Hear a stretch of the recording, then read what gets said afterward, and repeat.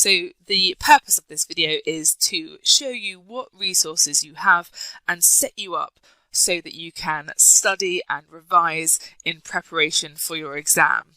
So here we are on the First Intuition Learning Portal, and you can see that there are lots of different tiles that we're going to find out about. So I'm going to start in this Getting Started tile here. Okay, so here we are with our introduction video, and you can see that below that there are some other resources. So we can see we've got this course Welcome and Approaching Your Studies, which we're going to look at first of all. So this is just a little written welcome, if you like. It talks about how long you're going to need in order to learn all the content. Now this is a minimum time stamp, so don't necessarily feel worried if you took, say, double that time. Okay, this is just a guide, and some students will be quicker because they might have seen some of this before, and some students will take longer where perhaps it feels new or is a little bit rusty. So it's just a guide, but it should help you plan your chapters out. You obviously also need time for revision, and then you need to set aside time to do the mock exams and actually allocate time, which we'll talk about in a bit. So you can see here we've referenced what resources you need, and you should have had these delivered to you, your course notes and your question bank.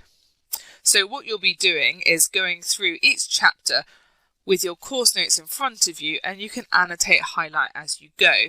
And then at the end of each chapter, we'll suggest some questions with some debriefs that you can do. Fundamentally though, you really want to be going through your question bank at least once, if not twice. Particularly twice for those questions that you get wrong the first time. So I've mentioned using the online lectures, but we'll go and see that in a chapter, and we'll also see that within those relevant chapters on FI Learn, under those tiles that we saw, there's going to be the sections of the question bank from section A. We'll also have a look at the checkpoints and discuss those, and as it says, you can complete those as many times as you wish. So it's a set of questions, some extra questions to see how you're doing at this stage. You can complete as many times, and we recommend at least 3 times. And that's so you can track your progress. You can see if you're improving. Okay.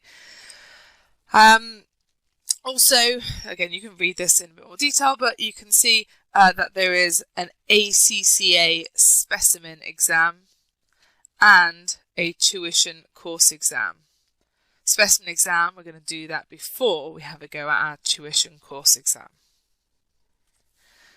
Now, we're just building up to the exam. So if you think about an Olympic athlete, they're going to do, let's say a swimmer, they're going to do practice swims, aren't they? They might not get the time they want, they might not get the score they want in an exam version, but you're going to practice. So that's what a tuition course exam does, and it's therefore very important we do it under those time conditions so that we're practicing as it would be in the real exam.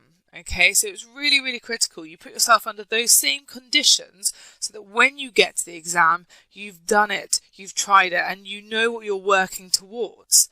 Doesn't mean you're going to get the pass you need at this stage, but you know where the target lies. If that doesn't help you, then there is evidence, and we've got so many statistics to show that there's a correlation between students who submit exams and then pass. Now notice that this word doesn't say pass. Okay, it says submit. Purely takes the exam and puts it in for marking. When you get that feedback, that's what's going to help guide you into your next stages. So some of the markers are actually real exam markers. So you're getting amazing feedback on what will help you pass the real exam. So it's so critical that you give this a go and you take that opportunity. I don't want you to panic about not being exam ready, because that's not the purpose. It is a practice run. Okay. So I think I've said this enough now, but the key to success is question practice, and that is fundamentally how you're going to pass. It's a bit like a driving test. You don't just look at the rules of the road and discuss how you would clutch down and change gear. You get in the car and you do it. So what do we do to get to the exam? We do the questions that are going to appear in the exam. Yeah, we put ourselves under those conditions. All right, and we'll go through each section, have a look. But you've got your question bank, as I said, physical copy and online. We'll also look at the resources tile in a minute. And as I said, there are more questions in the checkpoints. This simply just points out that do not spend time writing notes and rewriting notes and making crib sheets and things like that you might have done at college or at school or university. You don't really have time, and it's not that efficient. So we've seen that students who do well, they don't do that. The notes that we give you are those notes. Okay, so imagine we've done that job for you. We've written the notes out for you, and hopefully you'll find that they're succinct enough and sort of in a style that helps you learn, that enables you to just do questions. Okay, so learn from the questions you're doing, do them again if you make mistakes, and understand why you've made mistakes. So when you do your questions, you're going to go mark them. When you mark them, you're then looking at, where did I go wrong? And make a note of that question, because I would want you to try that again at a later stage. A little hint and tip here.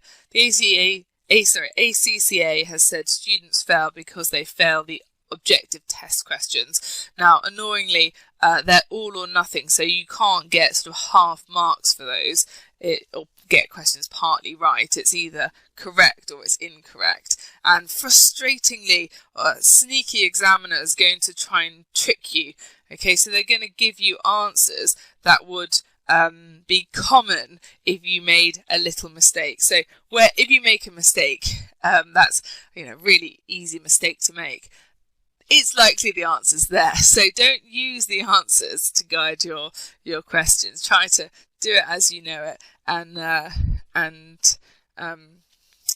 hopefully your answer will be there. So yeah, just watch out for that sneaky examiner. Dividing the section B and C questions, we've got three types. We've got tuition, we've got revision, and we've got stretch. So in this part of the course, you're going to be doing the tuition questions. As I said, try and do them at least once and then have a second go at those questions, particularly if you're running out of time, particularly those that you got wrong the first time, and think about, did we improve? Once you've done those, between tuition and revision, you can attempt the stretch questions. Okay, so between tuition and revision. Leave the revision questions until you get to the revision phase. Okay, so you're going to do tuition first. Then, if you need some questions between tuition and revision, you're going to do the stretch questions.